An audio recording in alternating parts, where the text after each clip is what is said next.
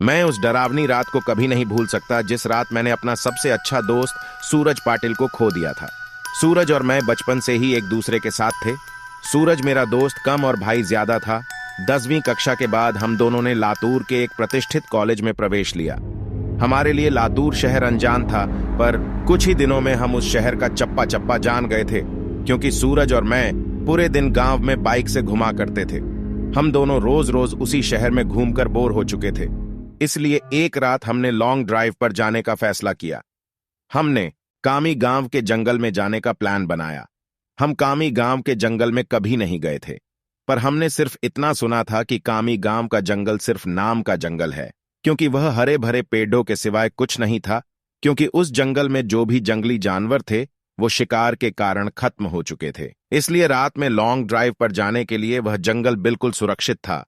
और उसी रात पूर्णमासी की रात भी थी, मौसम भी अच्छा था, इसलिए मैं सूरज के साथ कामी गांव के जंगल में जाने के लिए राजी हो गया। रात के 11 बजे हम कामी गांव के जंगल में दाखिल हो गए। हमने जैसा सुना था वैसे ही जंगल का रास्ता मक्खन की तरह मुलायम था। हमारी बाइक हवा से बातें करने लगी थी। वाकई बहुत मजा आ रहा था, पर मुझे इस बात से हैरानी हो रही थी कि हम जंगल के इतने अंदर दाखिल हो चुके थे, पर तब भी हमें रास्ते में एक भी गाड़ी दिखाई नहीं दे रही थी। जंगल का पूरा रास्ता सुनसान पड़ा हुआ था। तभी रास्ते में हमें एक पुल दिखाई दिया। सूरज ने उस पुल के बीचों बीच बाइक रोक दी। वह अंग्रेजों के द्वारा नदी में बनाया गया 100-200 साल पुराना ब्रिज था।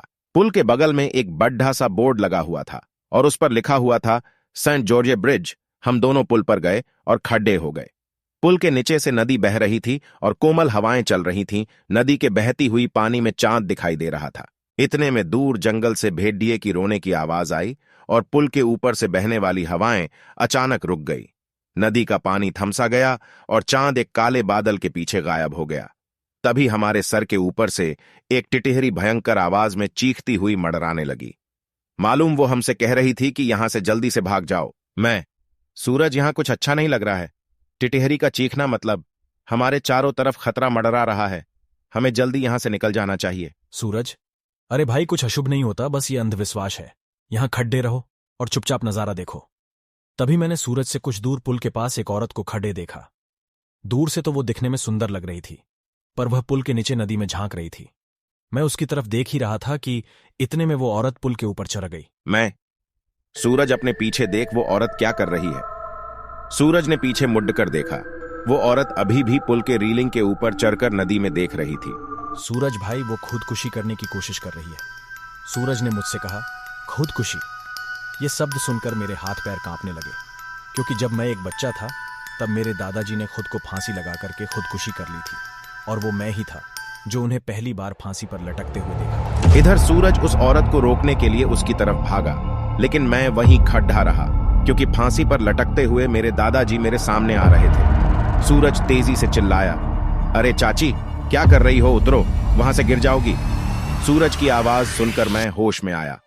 सूरज उस औरत के बहुत ही करीब जा पहुंचा था और तभी वो औरत नदी में कूद गई।